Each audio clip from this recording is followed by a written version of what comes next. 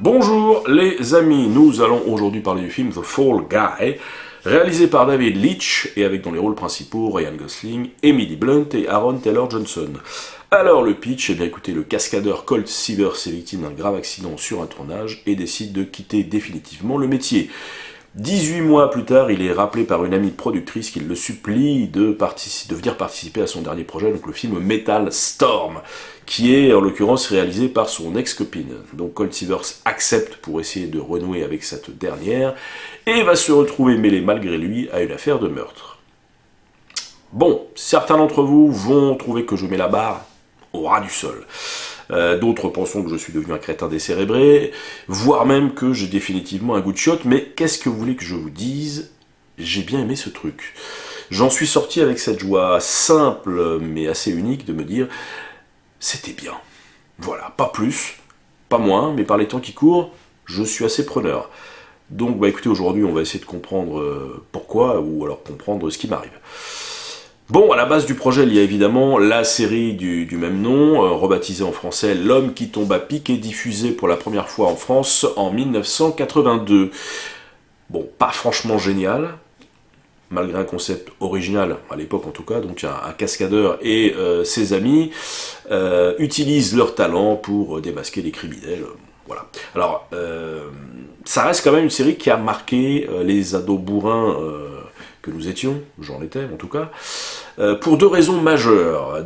Tout d'abord la présence de Lee Majors, qui nous avait déjà éclaté enfant dans les années 70 avec L'homme qui valait 3 milliards, et qui pour nous bénéficiait déjà d'un statut culte.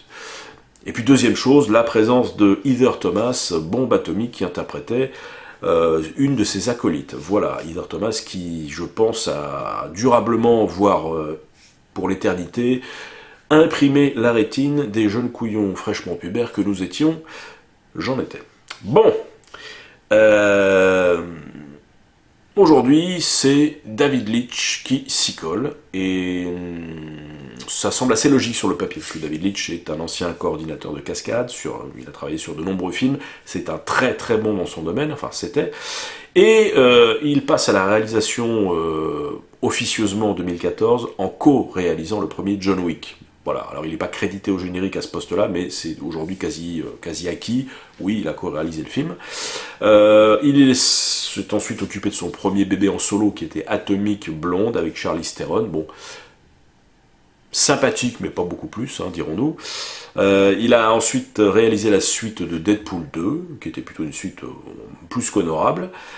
Ensuite, c'est la boulette, il commet l'atroce Hobbs & Shaw, avec Jason Statham et The Rock, donc un spin-off de la saga Fast and Furious, qui était déjà à l'époque en grande décadence. Bon, c'est catastrophique, c'est vraiment voilà, c'est son plus gros budget, mais c'est son plus mauvais film. Et en 2022, il rebondit avec le très fun et très sympa Bullet Train avec Brad Pitt. Voilà, film archi fun, bien foutu, qui effectivement prouve, y compris à ses détracteurs, qu'il en a encore sous la pédale. Bon, son dernier film aurait même dû, selon certains, être un hommage au noble métier de cascadeur, une ode à tous ces casse-cous qui risquent la mort pour la beauté d'un plan, aussi fugace soit-il. Bon, le film, assurément, n'est pas ça. Voilà. Et bon, de toute manière, soyons honnêtes, je veux dire, accepter de voir un acteur connu interpréter un cascadeur anonyme, qui lui-même va être doublé par des vrais cascadeurs dans ce qui nous est donné à voir, ça, voilà, ça crée immédiatement et de façon incontournable un aveu d'échec. Et pour le reste, pour ce qui serait d'élever le débat à un niveau de réflexion supérieur, métaphorique, voire même philosophique, et bien écoutez, le film The Stuntman, réalisé par Richard Rush, s'y est déjà collé en 1980, bon, avec un succès discutable, on peut en débattre. Bref, quel qu'il reste finalement à David Leitch? Eh bien, écoutez, le squelette d'une série un petit peu ringarde, pas extraordinaire à exhumer, soyons honnêtes. Mais contrairement aux fans hardcore, il y en a, de la série, qui prétendent effectivement que le film n'a strictement rien à voir avec elle, moi je pense que David Leitch a su en tirer la quintessence, non pas effectivement en étant fidèle aux matériaux d'origine, on est d'accord, mais en retrouvant l'état d'esprit de ces séries-là, ces séries des années 80, pas toutes fameuses, mais qui nous ont quand même marqué à l'époque. Et comment il réussit ça? Eh bien écoutez, en faisant preuve, c'est comme ça que je le vois, d'une humilité.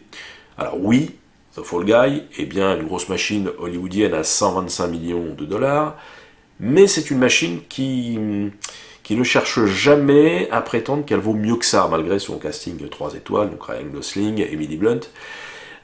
Et c'est en assumant son statut qu'elle s'autorise effectivement une légèreté et une décontraction typique des 80s, agrémentée, comme à l'époque, effectivement, de scènes d'action agréables mais jamais sérieuses, et d'une intrigue basique mais plutôt bien menée. D'ailleurs, moi je l'ai vu comme ça, je trouve que c'est vraiment une intrigue caractéristique des séries télé de l'époque, pliée en 45 minutes. On est là-dessus. Et notamment la résolution de l'intrigue, vous verrez, vous évoquera un nombre d'épisodes incalculable de séries diverses qui utilisaient effectivement ce genre de stratagème pour conclure. Donc ça c'est plutôt bien vu, je pense. Alors, on va pas se mentir, oui, je comprends parfaitement, je comprendrais qu'on reproche au film une certaine tiédeur, voire pire, une certaine fadeur. Je vais être honnête, le film n'est jamais hilarant dans ses scènes de comédie, il est jamais démentiel dans sa représentation du spectaculaire, et l'aspect romantique avec la relation entre Ryan Gosling et Emily Blunt est cousu de fil blanc. Mais bizarrement, le dispositif du film réussit de façon désarmante à bloquer nos attentes habituelles de spectateurs. C'est grâce, je pense, c'est difficile à expliquer, grâce à une espèce de fraîcheur permanente. Voilà. Bon, résultat, on se retrouve à demander peu et à recevoir pas grand-chose. Mais force est de constater que le film fait, dans ce cadre assez limité, parfaitement le boulot. Voilà. Alors, je vais vous préciser quand même une chose, je l'ai vu en 4DX, donc voilà, dispositif présent dans de rares salles de cinéma, mais qui transforme la moindre projection en attraction de foire du trône. Plutôt rigolo d'ailleurs, voilà. Les sièges qui bougent, vous avez des projections d'eau, etc. Enfin bon, de la chaleur quand il y a une explosion. Donc ça rajoute un petit peu au fun du film, et je ne voudrais pas effectivement que ma critique soit faussée à cause de ça, mais honnêtement, j'ai du mal à séparer les deux. Donc peut-être que mon emballement, c'est pas le mot, parce que j'ai trouvé le film vraiment très bien, très sympa. J'espère qu'il n'est pas effectivement à 80% dû à ce petit gadget. Mais bon, en l'état, voilà, je ne me joins pas effectivement à la majorité de la critique qui a l'air de trouver le film très plat. Moi, je trouve qu'il fait parfaitement le boulot avec ce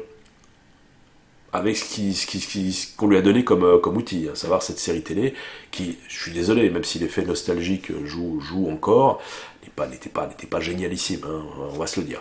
Donc malgré ça, effectivement, David Leitch arrive à nous sortir un film très plaisant, voilà, je vous conseille si vous avez effectivement pas d'autres chefs-d'œuvre à voir avant, évidemment. Voilà les amis, écoutez, je vous dis à très bientôt pour une prochaine critique. À bientôt, allez en salle, voyez les films, ciao.